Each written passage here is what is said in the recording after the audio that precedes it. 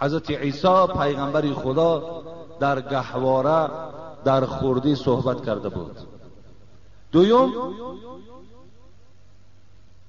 حضرت جریج میگوید، حدیث متفقون علیه است، میگوید آنقدر بچه به عبادت بود، آنقدر در عبادت پروردگار قایم بود که برای خود میگوید یک موضع مخصوص برای عبادت جدا کرده بود که از خلق جدا بود. در همون موضع عبادت میکرد، خدا را پرستش میکرد.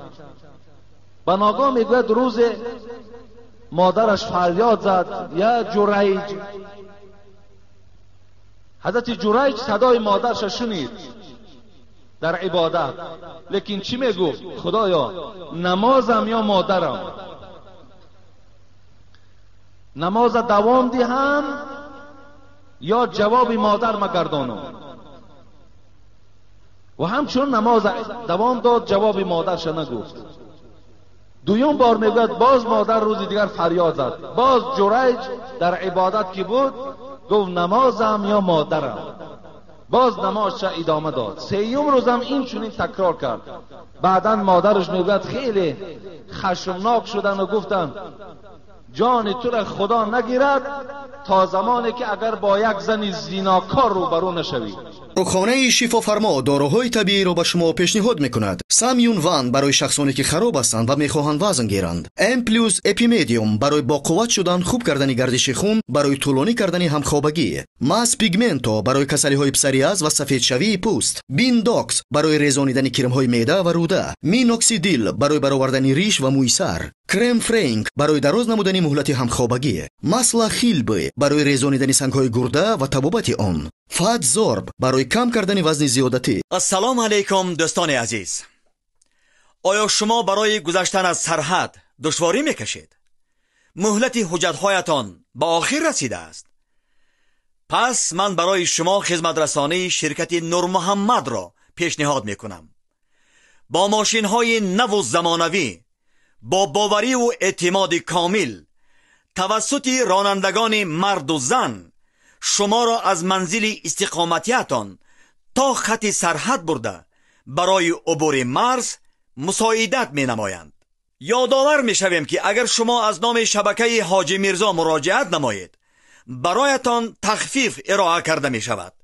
رقم ها برای تماس جمع 7 926 319 59 61. نوبت خیلی خشمناک شدن و گفتن جان تو را خدا نگیرد تا زمانی که اگر با یک زن زیناکار روبرو نشوی. مادرش دعای بد کردن. البته دعا سه دعای هست که در پیش پروردگار لا شک فیهن نمیگوید، هیچ شکی نیست که این سه دعا قبول می شود. یکی از اونا دعوت الوالد است، دعای پدر و مادر در حق فرزند قبول می شود. بسیاری جوانای هستند امروز در مسجد ما نماز میخوانند که پدر و مادرها از او ناراضی هستند. بسیاری برادرای در اینجا نماز میخوانند که پدر و مادرشون از اونا ناراضی از دنیا گذشته است. بسیاری نمازخوانای هستند که فکر میکنند به همین نماز جمعه تمام ما جنت از خود کردیم، دیگر احترام پدر و مادر شرط نیست. حالا که برادرای عزیز گرامی همه شما را من تأکید میکنم تا زمانی که اگر پدر و مادر از تو راضی نباشد خدا از تو راضی نیست. حتی حبیب خدا گفت که هم جنتکی و نارکی، اونا جنت و اونا دوزخ تو هستند. بعدا میگوید یک زمان سپری شد که در همون دوره های جریج یک زن بینهایت میگوید زیبا بود، به حد حسن و جمالی به اندازه داشت و در حال دعای مادر که در نزد خدا قبول شده بود مصلحت کردند که من با همین جریج زنا میکنم تا که او را شرمنده کنیم. گفتن میلش. وقتی که این زن نزد جریج آمد و جریج که در عبادت بود، هر چی خودش را زینا، هر چی خودش را زینت میداد، هر گونه رفتارهایی که میکرد گویا که جریج از طفیل انسان نباشد.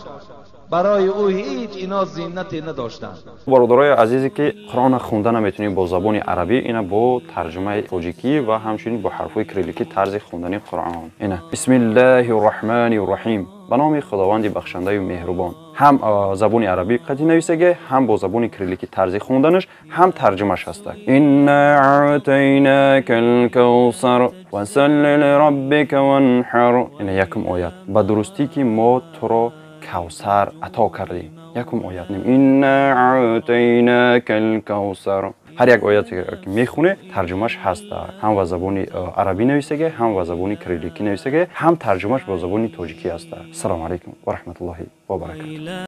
در همون دوره های جریج یک زن بی نهایت میگوید زیبا بود، به حد حسن و جمالی به اندازه داشت و در حال دعای مادر که در نزد خدا قبول شده بود مصلحت کردند که من با همین جریج زنا میکنم تا که او را شرمنده کنیم. گفتند میلش. وقتی که این زن نزد جریج آمد و جریج که در عبادت بود، هر چی خودش را زینا، هر چی خودش را زینت میداد، هر گونه رفتارهایی که میکرد گویا که جریج از طفیل انسان نباشد. برای او هیچ اینا زینتی نداشتند، برای که در وجود او ایمان بود، خدا ترسی بود. امروز زنها و پیش شما نه که بلکه شما برای زنها حرکت دارید. ولی من کجا گویم که وقتی که زنها و پیش شما بیایم باور کن شاید از 10 نفر شما 9 نفر شما به سوی زنا روین. این خدا دانا هست. وقتی که وای حسن و جمال داشته باشد، وقتی وای پول داشته باشد و پیش بعضی از شخصیت ها آمده و خودش یک گویم آرا و تارا دهد، خدا دانا هست. باور کنین ما و شما در همین گناه می لغزیم. امروز خیلی زنا هم رواج یافته است. اینجا سوال آمده است که من رفیقای دارم که در همین مسجد می نشینند لیکن نمازاشون هم می خوانند، بازم این زنا میکنند. این چه عبادت است؟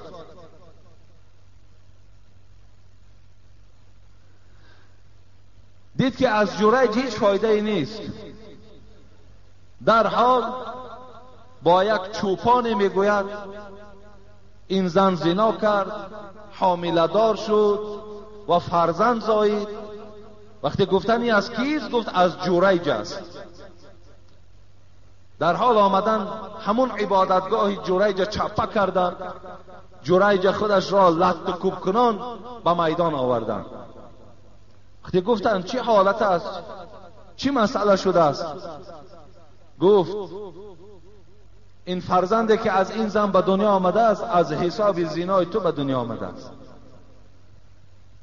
میگوید این جریج آدم خدا ترس، آدم همیشه در عبادت که بود، میگوید در شکم همین طفل خردک یک شپاتی زد و گفت ای کودک، ای طفل، بگو که پدر تو کیست؟ حبیب خدا حکایه دارد. میگوید این زبان به زبان آمد این طفل و گفت ای جریج تو از این زنا خالی هستی، انا همان چوپان به مادر من زنا کردگی است. این دویم طفل هست که کودکی که در آوان خردی زبان کشاده و اثبات کرد که جریج از زنا خالی هست. سوم کودکی که در حدیث میگوید سخن گفتگی هستند، باره میگوید یک مادر کودکی خودش شیر میداد، بناگاه به پیش مادر میگوید یک بالای اسب یک مرد خیلی با سکه و با صورت بسیار سر و لباس تازه داشتگی گذشت. این مادر که این اسب زیبا را بالای او این مرد دارا را که دید شاید که آدم دنیا دوستدار بوده است، مثل بعضی از اکثریت بندگان خدا که امروز تمام هستیمان در دنیا بخشیدگی هستیم. در حال دعا کرد این مادر که خدایا گفت همین طفلکی مرا گفت مثل انا همین مرد بگردان. این طفل میگوید وقتی شیر میخورد در حال میگوید پیستان مادر را خلاص کرد و گفت خدایا مرا از جمله همین مرد نگردان. و در حال میگوید باز شیر شب دوام دادن گرفت. این زمان میگوید وقتی این مادر حرکت کرد و رفت نگاه کرد که یک غلام بیچاره را میزدن و میگفتن که تو دزدی کردی، زنا کردی، تهمتش میکردن. این مادر میگوید وقتی که حال این غلام دید گفت خدایا گفت این بچه مرا مثل همین نگردان. گفت این کودک میگوید دویم باره باز زبان کشاد و گفت خدایا مرا از جمله انا همان گردان. این سیوم کودکی که بود زبان کشاد و سخن راند. محدثان میگویند چرا که این کودک گفت از جمله وی مرا نگردان و از جمله این بیچاره که در عذاب بود از جمله این گردان. میگویند مراد این بود که آن مرد که بالای اسب سوار بود، سر و فرمه خوب داشت، وی بسیار ظالم بود. این کودک وی شناخت، گفت خدایا وقتی دعا کرد مادرش نفهمید که وی ظالم است.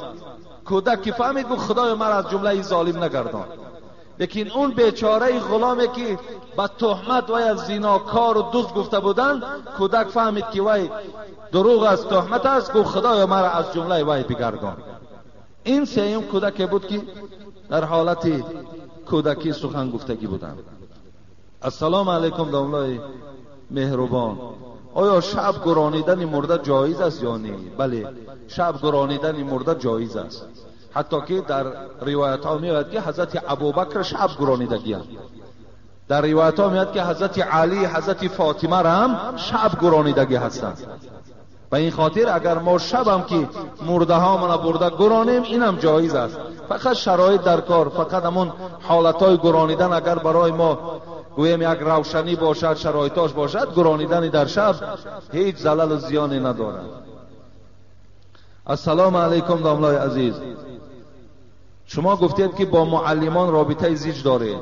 من هر روز با مادرم جنجال میکنم که خواهرم با سر و لباس مکتبی به مکتب نرود، زیرا که با کرته سفید مردانه و یوبکه دختر به بلاغت رسیدگی را ممکن نیست.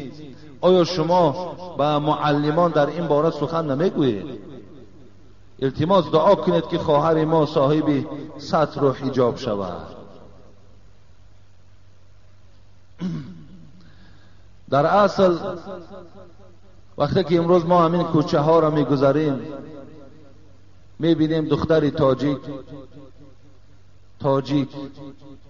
تاجیکی که امروز ما افتخاری به تاجیکی داریم، کرته مردانه دارد و یک یوبکه دارد، پایانش دیگر پاچه نیست. به خدا قسم پایا همه عریان هستند. اینا مکتب هم نمیخواهد، این همون پدر و مادر خودش خواسته ایستاده است.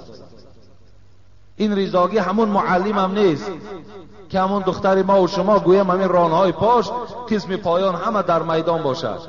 همین را معلم هم نمیخواهد باور کن. همون معلم هم برادر ما و شماست، همون معلم هم مسلمان ما و شماست. این همون بعض پدر و مادرهایی که اهمیتی به فرزند نمیدن، ان همونا خودشان میخواهند. حبیب یک یوسف خرزاوی را خدا رحمت کنه در کتاب حلال و حرامش میگوید، یک شاعر عرب گفته است کل الحوادث مبدأها من النظر و معظم النار من مستصغر شرر. بین میگوید که هر یک حادثه را سرشویش از نگاه کردن سر میشود و هر یک آتش بلندی که میبینین اولی همون از یک آتش خرد سر شدگی بود. نظرتون فابتسامتون فسلام فکلام و موعید و لقاء. دیگر شاعر عرب میگوید. ببین میگد آخران وقتی که با دخترها شما صحبت میکنین، با آواز سلام میکنین، اونا را در آغوش میگیرین، با اونها جای ملاقات اعلان میکنین، اولی همون سرشویش از کجا بود؟ نظرتون، از نظر کردن. وقتی شما نظر کردین الکی شما تصور کنید که در دل دریچه دارد، در حال همون نظر شما پیغام های شهوانی را به دلتان میارد. برای همین برادرای عزیز و گرامی، هیچ کدام ما و شما باوری دارم، باوری کامل دارم، نمیخواهیم که دخترای ما و شما بیراهگر شوند، دخترای ما و شما را بچه‌های بیگانه استفاده برند، بلکه ما میخواهیم که این دخترهای ما آینده صاحب شوهر شوند، صاحب بچه‌های خوب شوند و این تاجیکستان زیبای ما را آباد کنند. این ما میخواهیم. برای این مقصد در رسیدن دخترها را از پوشیدن این لباس‌ها منع کنید، از پوشیدن این لباس‌ها منع کنید. وقتی که تصور کنید پیش بری اونها نمایان، پایهای اونها نمایان، هر یک شخص بیننده خودش را چه تصور میکنه؟ خودتان در جای همون نظر کننده تصور کنید، البته آرام نمیمانی دیگر.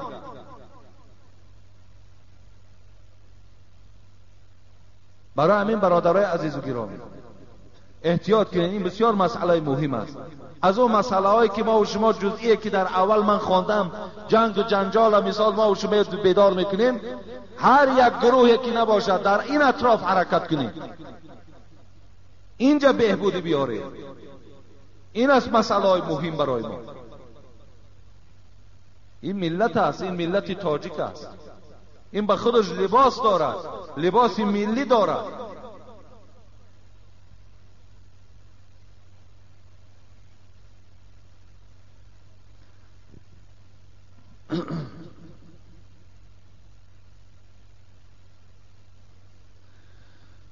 اینجا بعضی سوال‌های دیگر آمده است، بحث‌های زیاد طلب می‌کند. ان شاء الله من اینا شد جمعه آینده برای شما معین می‌کنم که بعضی برادرها سوال کردند در اطراف توی صحبت کنید و بعضی برادرها دیگر مسئله‌ها. اینجا یک آدم دیگر هم خیلی یک مکتوبی غم انگیز نویساندن که من می‌خواهم جمعه آینده همین خوانم که این برادر ما از ما خواسته است که سوال: ای بهترین داملا حاجی میرزا، از یک پدر بسیار غمدار در 14 سال حیاتم صاحب یک فرزند شدم، یعنی بچه شدم و زمان تولد مادر این بچه از سر فرزند رفت. خیلی عذاب داشتم، لیکن غم و دقتم را با این فرزند بی مادر خاموش میکردم. این غم کم در یاد فراموشی بود که این بچه هم در سن 10 سالگی از بیماری گذشت. بسیار غمدار هستم. برای دلبرداری هم چیزی بگویید که از 300 کیلومتر راه دور برای شما این مکتوب روان کردم. ان شاء الله من جمعه آینده برای دلبرداری این برادرم یک چند قصه هایی که صبر در راه غم و دقت است بیان میکنم. امروز دعا کنید، گفتن در حق مرحوم محمد شریف زردیف، بچه رئیس بابا زردیف که اینجا 1000 سامان آورده دادن، گفتن برای آبادی مسجد. و در حق خواهر مرحوم هم دعا کنید، اینجا هم یک مبلغ دیگر آوردن و یک برادر دیگر هم یک مبلغ دادن که در حق من دعا کنید. اینجا یک برادر دیگر سفر دارد، گفته است یک مبلغ برای آبادی مسجد روان کردن. یک برادر برای مسجد سیمین و سیمبلاک روان کردن. یک برادر عزیز خیلی گرامی داریم، خدا برکتش دهد، که خیلی یاردم کلان کردن نوکک در همین مسجد که گفتن اعلانش نکنید. در حق دخترچه خردسال که در صدمه هلاک شده است دعا کنید. یک برادر در ما را زنگ زدن که در عالمتای وقتی آمدن مونده یک کودک زدیم هلاک شده است، در حقش دعا کنید. گفتن برای مشکلات از همین مشکلات خلاص شدن و هم در حق منم دعا کنید. در حق فرزندان محمد علی دعا کنید. در حق آنهایی که در صندوق خیریه صدقه کردن دعا کنید. چند برادر سفری رسیه دارد دعا کنید. گفتن دعا میکنیم که خدای مهربان این خیر احسان ها را قبول بگرداند و هر آرزو و امیدهایی که در دل این بندگان تو هستند خدایا آرزو و امیدهاشون حاصل بگردانی. خدایا این جمعیت ما را تا جمعه دیگر صحت و سلامت نگه داری و این عبادتی که الحال انجام دادیم اگرچه عبارت از سهو و غلط ها هست، خطاها هست، لغزش ها دارد، خدایا به درگاهت قبولش بگردانی. ربنا فاغفر لنا ذنوبنا وكفر عنا سيئاتنا وتوفنا مع الابرار برحمتك يا ارحم الراحمين.